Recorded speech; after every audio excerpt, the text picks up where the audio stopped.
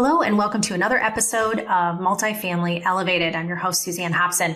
And today's guest is one that has been in our industry for a long time and has made an indelible mark on how we operate. I am really pleased to have Donald Davidoff as a guest today on Multifamily Elevated. And just a little bit about him if you don't know him already. He is CEO and co-founder of Real Estate Business Analytics, or REBA, the leading analytics platform for rental housing, specializing in business intelligence, budgeting, and pricing revenue management. A seasoned industry consultant, Donald has deep expertise in pricing and revenue management, marketing analytics, and business process optimization. He previously held executive roles at Holiday Retirement and Archstone, leading strategic initiatives in PRM, e-commerce, and marketing. Donald was also instrumental in designing and implementing LRO, lease rent options, the multifamily industry's first revenue management pricing system. He also led the rollout of SmartPath, an innovative workflow automation tool at Archstone. Earlier in his career, he worked on pricing solutions for major brands like Harrah's, UPS, and Dollar Rent-A-Car. A former U.S. Air Force officer, he is also a published author of Contact, Customer Service in the Hospitality and Tourism Industry, and Parenting the Office. Hello and welcome to Multifamily Elevated. My name's Suzanne Hobson, and I am super excited to talk to you about vision, people, and execution, and how you can utilize this information to elevate you and your team and your experience in multifamily. Brought to you by the Multifamily Media Network, giving you the latest and greatest news and content across our multifamily sector. So let's jump in, enjoy this episode of Multifamily Elevated, and enjoy the climb. Hello, and welcome to another episode of Multifamily Elevated. And today we have another very special guest. I'm really, really excited to have Donald Davidoff here. Welcome. Welcome. Thank you. Yes. We get to dive into one of my favorite topics. As you know, here to Elevate, we talk a lot about business operating systems, and data is a very important part of a successful business. And I know that with what you do with the real estate business analytics, this is your game, and you've been in it for quite some time. Started the company in 2015. You're a co-founder, is that correct? 2019. This company, 2019. Yeah. 2019. Okay. All right. Well, why don't you tell me a little bit about what you have been focusing on as of late? Like, what's the latest thing that you have been working on in your business? Yeah, we're on a mission to change how the industry uses data. And it was about, I want to say almost 2 years ago, maybe a year and a half ago, we commissioned a study from Don Beveridge, an industry consultant. You may be aware of him, good friend. We were trying to bring business intelligence to life, right? Because one of the things that I've observed in my career is if I talk to a COO or a CEO who's never had good BI, they know what it feels to write the check to buy it, but it feels amorphous. Like what's the real benefit? Okay, better decisions faster. What does that really mean, right? So you got this tangible check against this seemingly intangible benefit. Yet every time in my consulting career that I was working with a COO or CEO who had good BI, changed companies that didn't have BI, it was their number one or number two priority because they just felt like they were flying blind. So we challenged Dom, like, how do we bring this to life? And so his idea was to interview a bunch of our customers and talk with them about the value they were getting, right? Basically storytelling, right? Narratives, bringing that to life. What came out of that, though, was something unexpected where he said, I've been reviewing all these, and the thing that blows my mind is there's this sense of connection, right? Connecting disparate systems of record into a single source of truth. More important than that, connecting people, connecting departments that don't even normally work together. So this notion of connecting or breaking down silos, it led Tim McInerney and me, Tim's our chief revenue officer, to really coin this new term. We're not just a data analytics platform, we're a connected analytics platform. And so candidly, we're trying to teach the industry what it means to have connected analytics and a platform that you can operate from in multiple different ways. So that's our real focus for 2025 is getting this message across of connected analytics.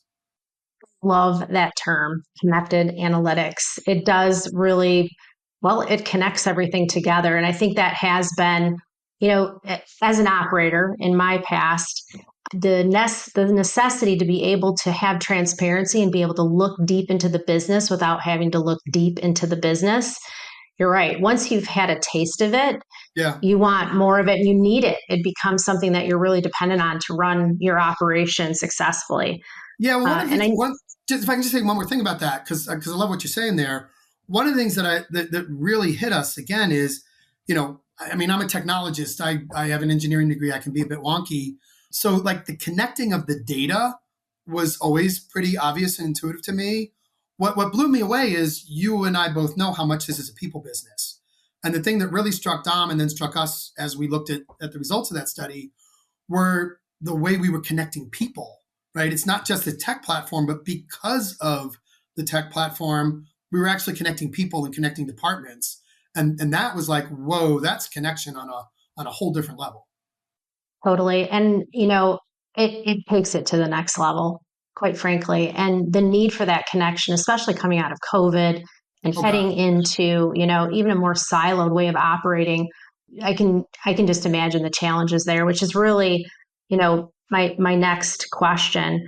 When multifamily companies really rely on multiple disconnected systems, I know I consult with clients all the time who have stack techs that are taller than I am. Yeah. What are the biggest challenges that you're finding with that complexity? Data should flow like water, and it obviously doesn't. There are dams and there are, toll booths that we have to go through and all sorts of things that really make it hard. To me, the single biggest challenge is the way analysts spend 80+% of their time collating data rather than analyzing it, right? You download 3 different reports from your property management system and one from some other system you're using. And then you have to copy and paste in Excel and, get them all to connect. And, inevitably 4 reports have 5 different occupancy numbers. As I said, the analysts are spending so much time just collating the data that they can't move at the speed of curiosity. And so a lot of questions don't even get asked because people just think they can't answer them. I mentioned earlier, we're on a mission to change how the industry uses data. Our half joke internal mission statement is we're on a mission to get rid of VLOOKUPs and index match statements, because that's how analysts connect this data inside Excel in a highly, highly manual way. So yeah, the biggest challenge is just the roadblocks and the taxes that are put in front of analysts and operators. And if we can bring those barriers down, that's how you make better decisions faster. Yeah, and you just said something that I think is key and what I hear all the time, and that's speed. The necessity for speed, especially, well, it's increasing every day. And, we're constantly trying to find new ways of optimizing that. And so, those inefficiencies, and operators are really digging in now to look for even the slightest room to be able to make an improvement on those inefficiencies and obviously increase speed. Speed's money.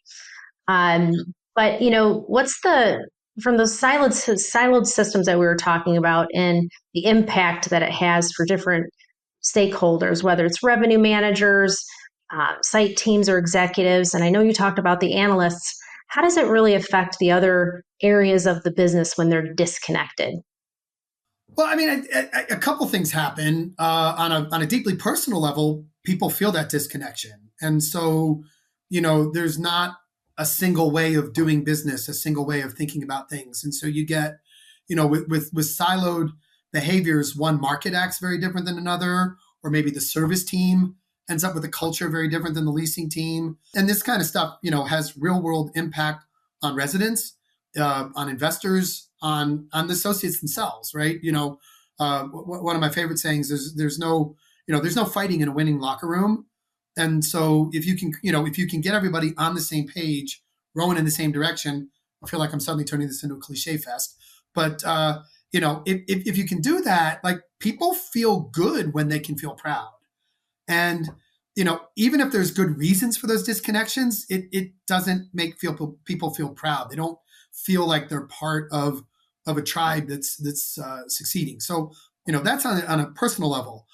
On a business performance level, bad decisions get made. I mean, I forget the name of the guy, and I'm going to butcher the quote, but there was this wonderful quote out there from the CEO of some large company who was like, something effective, we should make decisions based on data, but if we're going to make decisions based on opinions, then we might as well make them based on my opinion because I'm the CEO, right? And okay, yeah, I mean, if you really don't have the data or you can't access it or you can't process it, yeah, I mean, if we're going to have to make decisions based on opinion, might as well be the highest ranking, guy or woman in the room. But it's 2025. We shouldn't have to, rely as much on intuition. We should use intuition to create hypotheses and then use data to test those hypotheses. And we should be just as happy, even happier. I mean, I'm happier when data proves me wrong, right? When data proves me right, okay, I feel good and I'm confident, but hey, guess what? I already knew that. When data proves me wrong, like, wow, I just learned something. I just avoided a bad decision, et cetera. So, to me, there's both deeply personal and very profound, business impacts from not making data-driven decisions or not being able to. You just hit it, the key about, being wrong and the space that creates to learn and to get Yeah. better. One of the things that I was researching about you and about your product was just the fact that it's really helped a lot of companies already, even though Yeah. you've just recently been doing this. Do you have an example that you could share with us of maybe a company you went into and you were able to implement your tool and it really made a Yeah. profound impact? Yeah, one of my favorites actually, because let's go back to the whole concept of connected analytics and connecting departments and people who don't usually interact. So one of the interviews, one of the videos, it's up on our YouTube channel somewhere, was with the corporate VP of maintenance at Brookfield. And he was looking at the Make Ready dashboards and looking at some of the operational performance dashboards. And it suddenly hit him how impactful Make Ready days were to the pricing and revenue management team. Now think about that for a moment, right? The VP of maintenance is suddenly thinking about how his on-site maintenance folks are affecting the pricing and revenue management team. And so they partnered together to create a better understanding of the impact of improving Make Ready days. And then they put together a program to implement improvements. And I forget the exact number, but they did something like, cut from an average of 14 or 15 days to, down to 8 or 9. And don't quote me on the exact number, but the relative number is, pretty accurate. And, on a 40,000 unit portfolio, that's a profound difference in operational performance. You look at the housing crisis, that's a profound increase in occupancy. So we're actually serving customers better by having more of them in our homes. And it all came around because the visualization hit somebody right between the eyes in a way they just wouldn't have otherwise realized. And it motivated them to reach out and talk to a part of the company, partner, collaborate with a part of the company they never, ever would have otherwise done. And frankly, would surprise most people that communication was happening. I mean, there's, a dozen other examples out there or more with all of our customers. But that one, I keep telling that story because as a former head of pricing revenue management, like the thought of the VP of maintenance reaching out to me, wow, that's just, that's powerful. Yeah, it's connected analytics right It there, is. and everything you were just talking about. And you were talking about, just the cost on that size of a portfolio and the cost savings. It also speaks to how it affects the Yes. value of the property or the assets. And that's got to really tie in also to how our investors are looking at these properties or our owners that we fee manage for. Yeah, it's profound yeah. The visibility, I have a question about this. So, the fact that it's visible, right, to the VP of maintenance or perhaps right down the line, do investors have visibility into this as well, or how does that work? Yeah, I mean, that's up to the customer. I mean, in any good BI platform, and Reba BI is no different, you bring in what technically we refer to it as row level security. But basically what that means is any dashboard, any data element, anything can be set up so that, Suzanne can get access to this, but Donald can't, or vice versa. Certainly for a fee manager who's managing for multiple clients, right? My regionals can see their whole portfolio, but, CalPERS can only see theirs. And, the Wisconsin Board of Ed can, or education pension fund can only see theirs. So yeah, it becomes up to the customer who and what they allow access to. I personally am a huge fan of what I refer to, or I've heard others refer to as democratizing the data. So to me, one of the real powers of a good BI platform is don't just hoard the data in the corporate suite, right? Get the data out there, because people trying to do their jobs will come up with creative ways to use the data, to use the visualization that you might not otherwise ever have thought of. I'll give you one good example. One of our early customers, I won't name them because I'm not sure if they want to be named, but I knew the head of marketing, and I very proudly shared with her one of our earliest dashboards was, we affectionately referred to it as the marketing hit list, right? It had 5 metrics. You could set thresholds, the user could set thresholds, and then it would show you, from high to low, the properties with the most misses on those key metrics. So as a marketing person, I could wake up in the morning, fire up my computer, grab a cup of coffee. Ooh, these are the 3 properties I need to go help right now. Okay. And, that's the way we designed it. So about a month later, I asked her how things were going, and she told me that was one of her favorite dashboards. But what she told me was she didn't use it the way we intended. Her boss had been pounding on her for over a year on driving down marketing per unit costs. So she flipped the script. She went to the bottom of the list to find the ones that were all hitting their numbers, and then compared it to her, ILS special package spend and Google, AdWords spend, et cetera.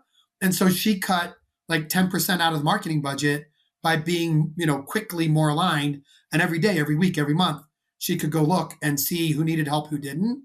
But as a perfect example of democratizing the data, right? I had a hit list in mind. She used the bottom end of the chart. I never anticipated it being used that way. I feel kind of stupid that I didn't, because it's kind of obvious now, right? But she had a different problem to solve. And because the data was out there for her to use it however she wanted to, she figured out how to use it to solve her problem, not my problem. Brilliant. I love this. And our audience is going to appreciate that little nugget, because that also gave them a really good idea about how to look at their data. So, I want to look at so really, really cool. I have a question about AI and how that's coming into the conversation. How is that, being talked about within your realm? Yeah, we've spent the last 2 years studying AI very, very carefully. And I will tell you, we have a point of view paper up on our website. Not surprising for people who know me, and know, my partner, Chris Brust, who's our chief product officer, co-founder. We've kind of made our career sometimes on contrarian opinions. So I'm not contrarian in the sense that I'm anti-AI. What we are is very much right tool for the right problem. Right. Yeah. I was at a conference, I was OpTech 2 years ago, and somebody asked the AI panel how they thought things would work with some of the smaller data sets we have. And the SVP of a very large tech vendor, I won't name them because I'm not out to embarrass anybody individually, but he gave about a 3-minute word salad answer that said nothing, but he was trying to act like AI can solve everything. And I've always asked myself, like, why do people act like AI is going to solve everything, right? If a carpenter wants to use a chisel to screw in a screw instead of a flathead screwdriver, he or she can do it. But if it slips and cuts them, are they really going to blame the chisel? Like, you use the wrong tool for the problem, okay? And to get a little bit technical or mathy, if you have really, really small data sets, you should use Bayesian statistics.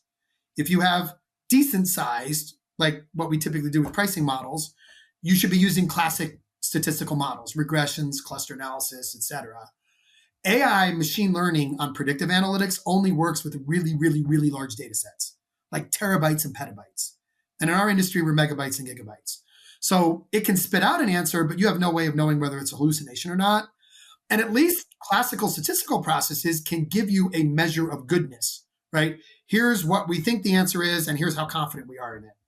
Machine learning just gives you an answer, and you're supposed to trust it. So I'm pretty cynical and pretty circumspect on AI for predictive analytics, for analyzing numbers in most situations in our industry. There are some exceptions, not really worth getting into here in the interest of time. That said, on the generative AI side, I think there's a lot of opportunity for AI to parse the data and get rid of a lot of our rote activities. So if I'm a regional manager for a fee manager, like, why don't I let AI draft my monthly report and I'll edit it? I'll spend 10 minutes editing it instead of an hour and a half writing it, right? That's pretty powerful.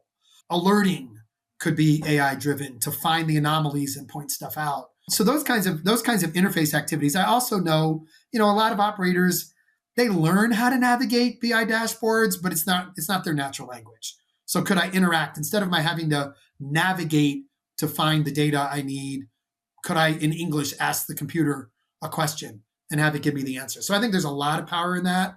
And especially, we're built on top of the Microsoft stack. We're midway through a complete lift and shift into the world of Fabric. For those of you who are IT out there, that's where Microsoft is going. There's some amazing AI capabilities that are coming along with Fabric. And so 2025 and 2026, we're going to be all in on that. But it's more the interaction and the creation. The hard analytics, our industry, in most cases, we don't have enough data to do that right, in my opinion. I love that you shared that, because I think it's something that, well, everybody's talking about it and how to really utilize it. I work with a couple of clients where, they're considering building their own, AI machines. And, that's like a big thing of, Yeah. how to control their own data. And the first thing that, people are looking at is, their own tech stacks and the complexities of where the information is coming from. And the fact that, it is very, very siloed, like we talked about earlier. It's just a very Yeah. complex problem. Well, it's very garbage in, garbage out. I mean, the data cleansing that has to happen for the AI to even get good results out of it. And again, the challenge with AI is if you point it at unclean data, it's still going to give you an answer. It's not going to tell you, I don't trust this answer, right? I mean, this is a bit, my brain works in weird ways of pattern matching, but it just made me think of, like, just last week, or maybe it was a month ago, because I think it was right at the end of the Biden administration, the CIA suddenly announced that the Havana syndrome, right? They now are saying it's more likely than not that it was caused by a foreign adversary. But the caveat was with a very low level of confidence, right? So at least they, we think this, but we admit we don't have a clue. AI isn't going to do that. It's just going to confidently spit out an answer. And so, it really is buyer beware in that world. And I'm sort of amused at companies building their own AI. I mean, we're operating and asset management companies. We're not software companies. My God, if we're not software companies, we're sure as heck not AI data science companies. And so, I do believe that the buy versus build decision is one of the most important things that an executive can do in their daily work. Yeah. Oh, and again, great feedback. I think some of this is just shiny penny syndrome too. It's like whiplash to, and really, what's the one thing that, people are trying to make important decisions on, and what information, to your point, are they looking at to make those critical decisions? What about how, if you don't mind, talking a little bit about budget constraints and just how that's really impacting, companies to make the decision to go with this, and I looking mean, at their data in this way. I was very nervous a year ago that as some inevitable slowdown was going to come, that people would really seize up and stop spending money on any technology. I got to say, I mean, after 25 years in this industry, I think this last year has been my proudest moment on behalf of the industry, where, absolutely, I know vendors who are really struggling to sell because anything that is tertiary or even secondary with rents relatively flat year over year, COOs and CIOs and CTOs are naturally being pretty circumspect about what they're going to invest in or not. So, I think there's been a cutback on some of the MarTech, maybe some of even the reputation management and other things that I'm not saying they're not important, but they're secondary, they're tertiary. What I have not seen is anybody cutting back on key investments on key technologies. So I think, another area, we were talking about AI a moment ago, another area unrelated to Reba, but a place where AI clearly works is the conversational AI, right? The chatbots and the ways to take more and more on and either free humans to do higher order things, or frankly, as several companies like Apple and Bay have done, crack the ancient 1 for 100 staffing barrier, right? So I have seen people continue to invest in that kind of AI. I've seen people continue to invest in business intelligence, budgeting tools, pricing, revenue management, the predictive analytics kinds of things, because these are technologies that have clear and compelling IRR, clear and compelling ROI. And so I think 10 years ago, if we had a situation like we had in 2024, you'd have seen just a freeze on tech spending, full stop. And I think the industry, as it's matured, has become a bit more nuanced on that. So I'm really proud to see that happen. And there's a lot of distinctions being made about where to spend the money, but I have not really seen any examples of just a flat out moratorium on tech spend. And that warms me cockles, as my good friend Rich Hughes might say. Well, and you talking about it with such confidence, I know makes a lot of us feel better as well, you being an expert and really sharing that. So thank you. Where do you think we're going to be evolving with technology in the next 3 to 5 years? Well, I'm hopeful that this concept of connected analytics catches on, and people, and by people I really mean COOs, CEOs, CTOs, chief information officers, think about the platform they want to create. The old Wayne Gretzky, go where the puck is going to be. One of the biggest complaints, you mentioned something earlier, the biggest complaint I hear from CTOs and COOs all the time is this rat's nest of a tech stack. And I used to be really sympathetic to that because there wasn't a good solution. And in the last year, I've actually gotten a little snarky about it. And I've even said to a couple of CIOs that were complaining about it, well, you have exactly what you wanted to buy. And they're looking at me like, what do you mean? I don't want this. How could I possibly want this? Well, let's examine your decision-making process, right? How do you go about deciding to buy tech? There's some stimulus, some itch, right?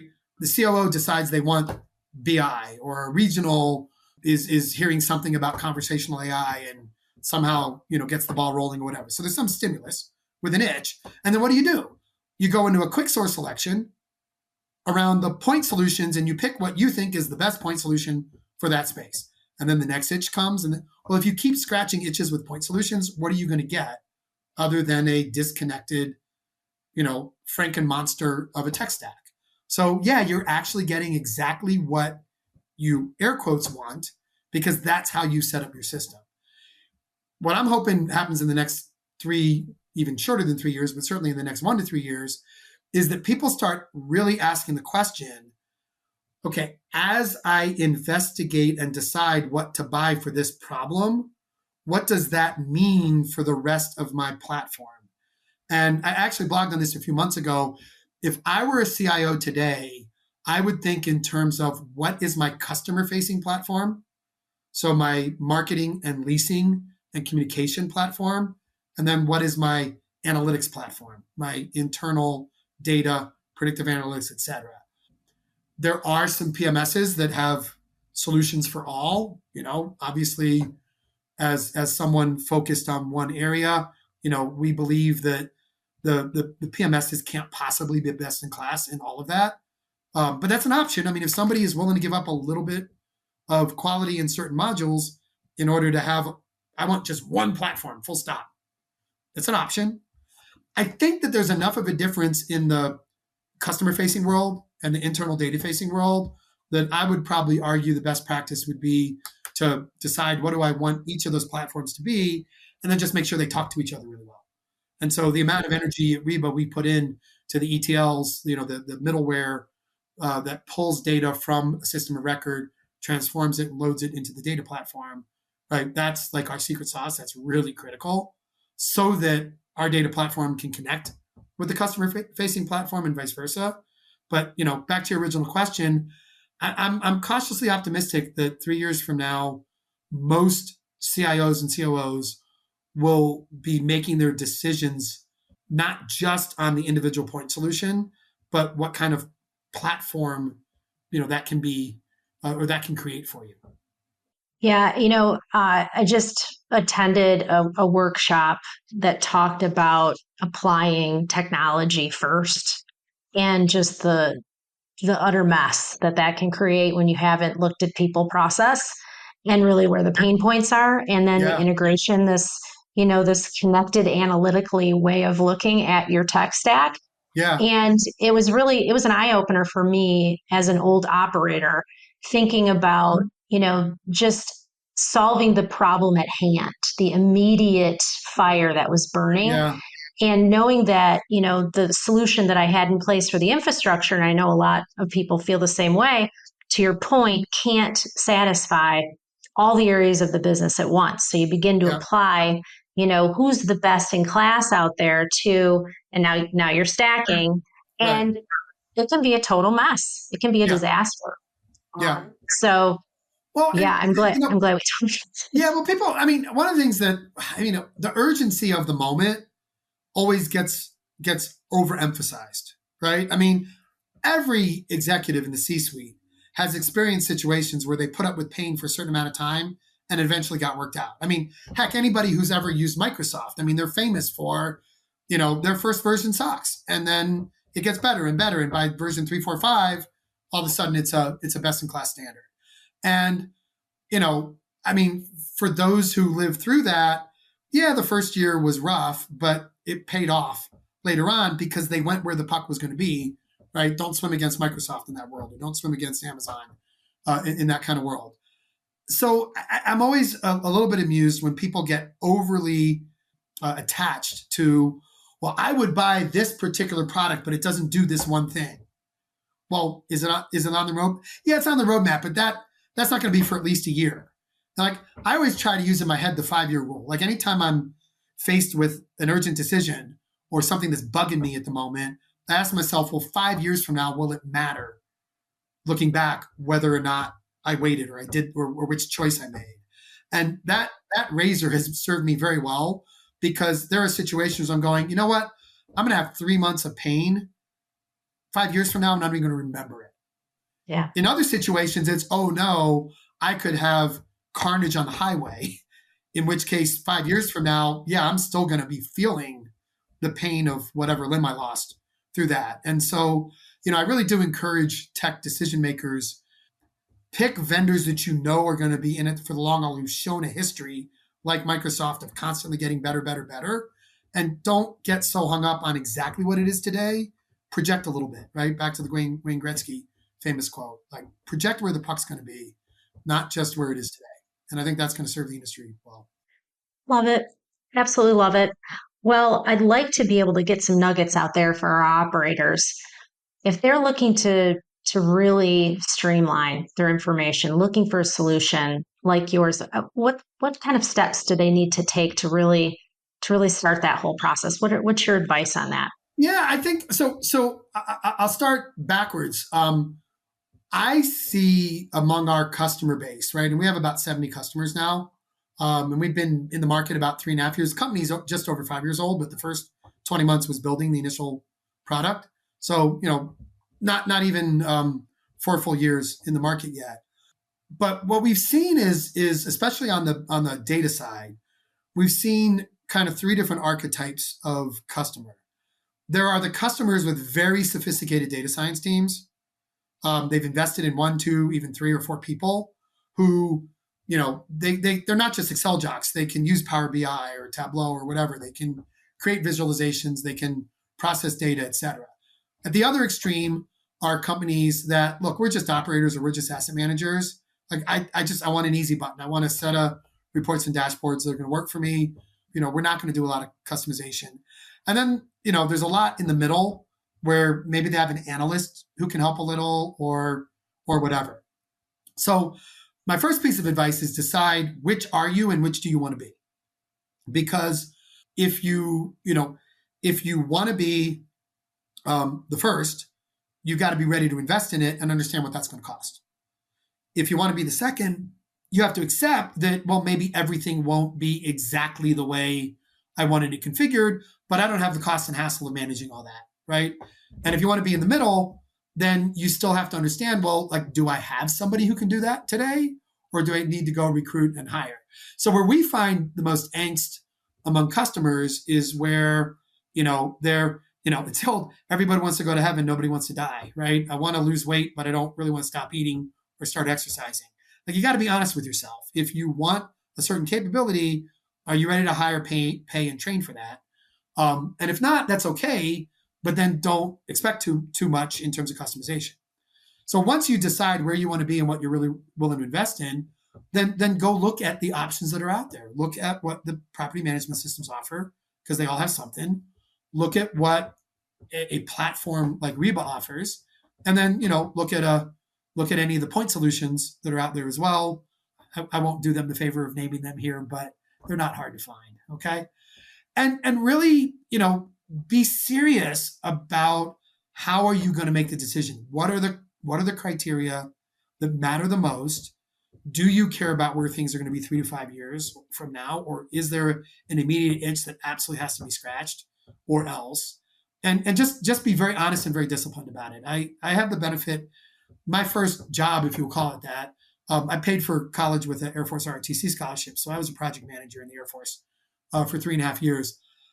One of the wonderful things about that is the Air Force has very, very sophisticated and very, very well established source selection procedures. And I got taught 6 ways till Sunday how to do a source selection. And not meaning to be too pejorative to the industry, I haven't met too many people in our industry who know how to do a source selection. And I think that, my best advice, back to your original question, where to start, who am I? Who do I want to be? If they're not aligned, am I willing to make that journey? If not, get my act together on what I really am going to be. And then based on that, what are the 5 to 10 things that I care the most about? Articulate that to the vendor set. And, you'll get answers back that make it pretty clear who can meet that and who can't. And run a disciplined source selection. And you'll end up much better than I'm going to make that VP happy or that C-suite person happy because we're buying this thing and I can check that off my list and move on to the next piece of tech I'm going to have to buy. And then you get the rat's nest we've been talking about. Rat's nest. I love the connotation. Well, we are running out of time. I know that I could talk to you for hours because this is such fascinating stuff. But yeah, so how can our audience really connect with you and with Reba? Like, how can they find out more?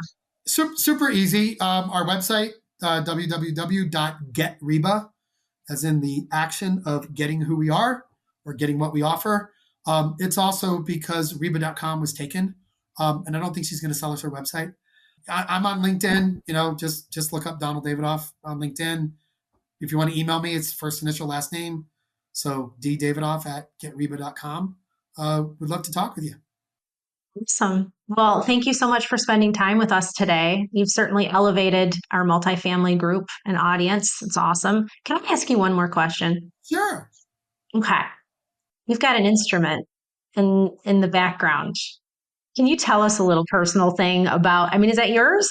No, so I am not a musician. I am, okay, here's something that very few people know, and you will not believe.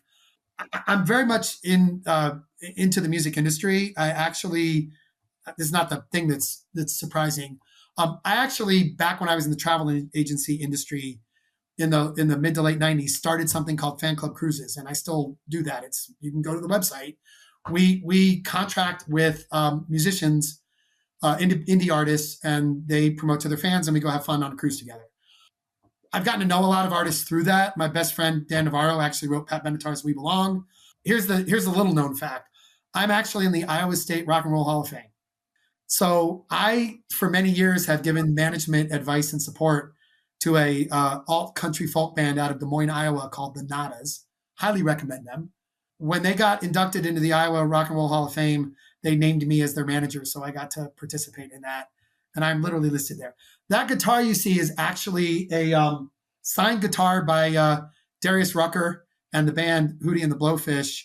Last summer, I treated my wife to VIP tickets to Hootie and the Blowfish at Fiddler's Green right here in Denver.